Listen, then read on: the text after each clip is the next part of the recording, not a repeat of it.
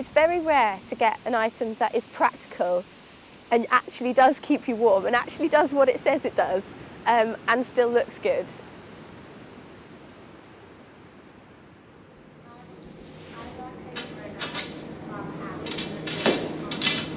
I remember it was one of the first things that I bought myself with my own money.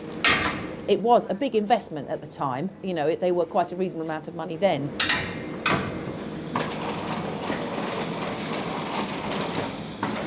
Using the window on a mannequin, I like the design, the shape of it. It looked quite unique.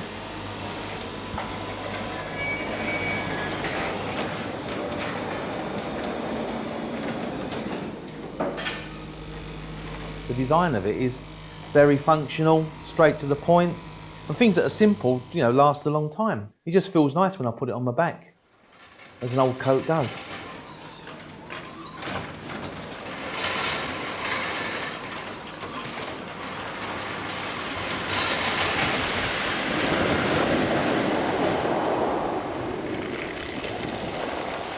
It's about 30 years old, and it was my mum's, and I sort of stole it out of the wardrobe. She was struggling to get me to wear a coat because no coats are fashionable when it's pouring with rain. And I think most teenagers would rather freeze than wear a coat because they are so unattractive normally.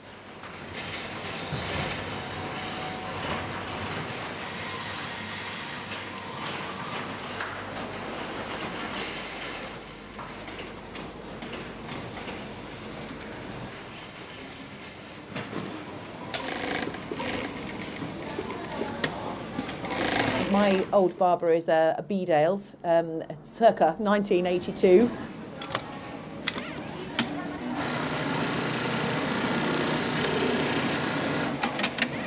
It was such a brilliant, hard-wearing utility coat for whatever you wanted to do in it. As you say, from fishing to riding to everything.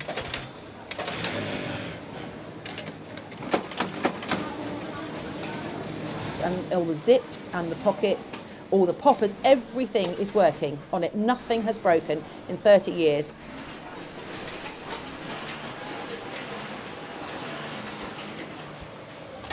I just felt it was incredibly good condition, and I would just tuck it in the back of the cupboard, and hopefully one day I'd be small enough again to get in it, which didn't ever happen, but never mind.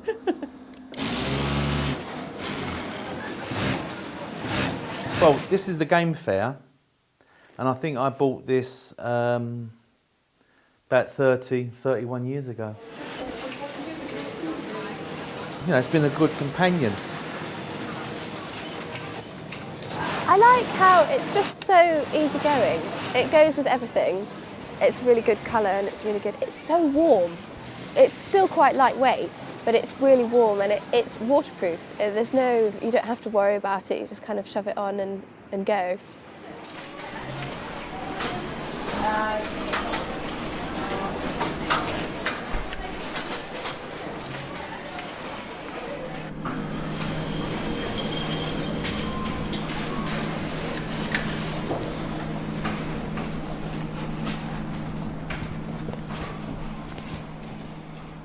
You know, I go to see Hull City play. You know, if I'm at the allotment, I wear it, digging potatoes with it, or even beating and walking in the country with it.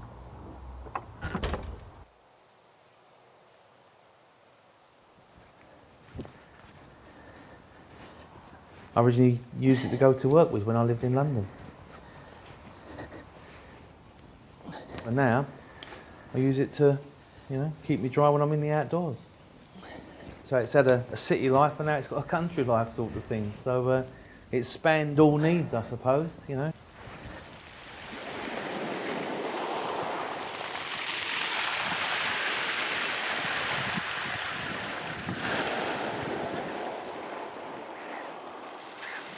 It's been beaten about by two people and I've done so many things in it and absolutely soaked it to death and through wind and rain and salt water. And I've worn it for parties where it was pouring with rain and we camped. And I've slept with it wrapped round my sleeping bag and it's kept everything dry underneath. And actually, I've actually got some sleep when so many people haven't.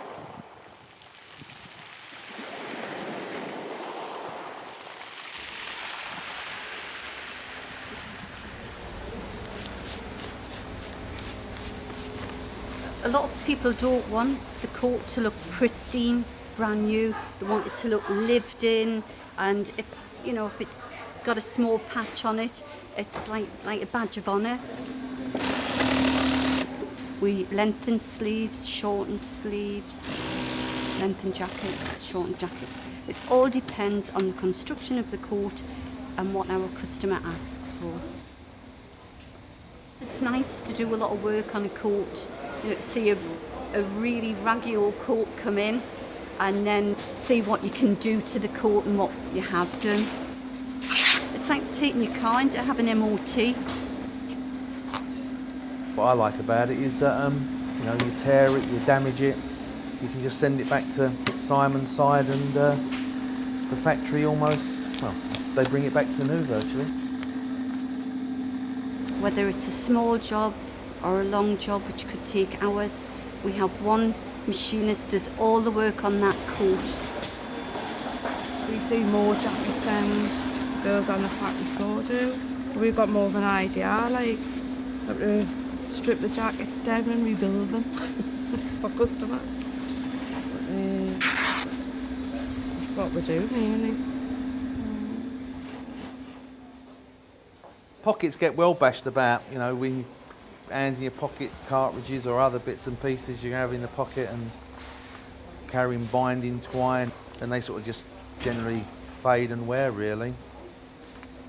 And when we receive the coats, we check the pockets to ensure there's nothing in them.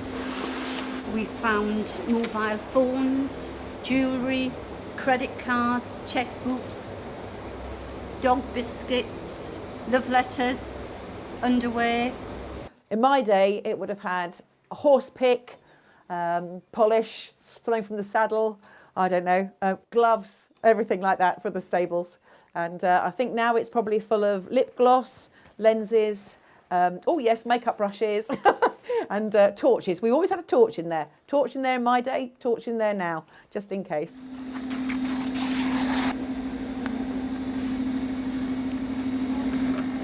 Garments are handed down from generation to generation, and it's part of the family. We've had coats coming back over the years that we've repaired 3, 4, 5, maybe some more times.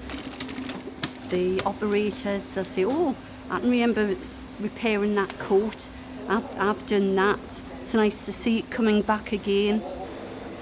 We've had garments where we've said, right, it's going to cost the owner maybe £200, £250 to do the work, the essential work only. But who am I to say, I'm sorry, it's beyond it. It's a customer's coat. I've had sleeve panels put in, cuff panels, bottoms repaired, new lining inside. I suppose the only original piece of the coat, which is over 30 odd years old, is the back panel. And I suppose the accumulation of the repair costs, I could have bought myself a brand new coat. But I'm just fond of it.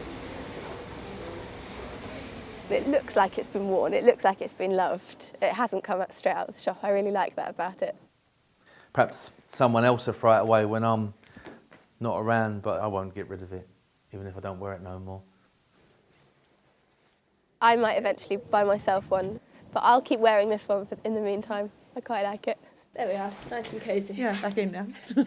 And I think the fact that I kept it, that's very important, the fact that something made me keep that. It's lovely. Now I'm a mother of, older teenagers, and that the fact that they actually would like to put this on again.